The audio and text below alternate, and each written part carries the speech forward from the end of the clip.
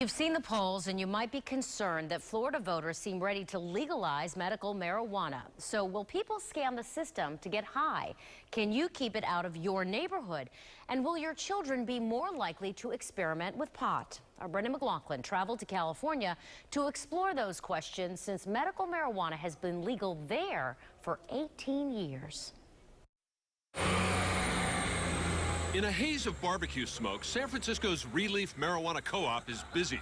The line was around the block earlier with card-carrying customers eager to pick up their pot. There's people that are coming in that are super young, 18, just freshly got their card, and then there's people that are, 96, and they're ready to roll a J.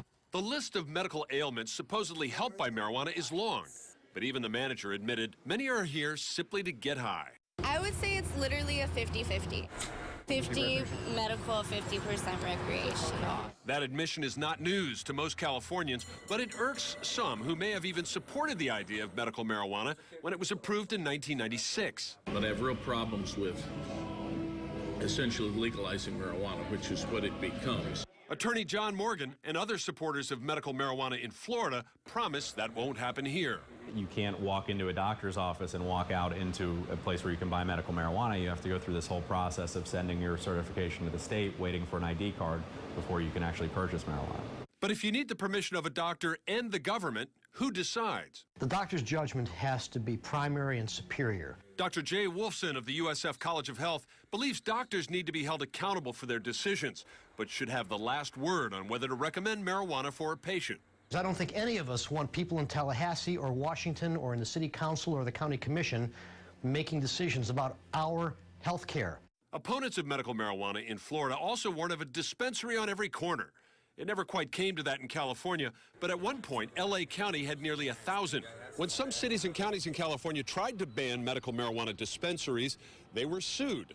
The legal decisions went back and forth. As it stands right now, local governments do have the right to keep marijuana out, or at least try to.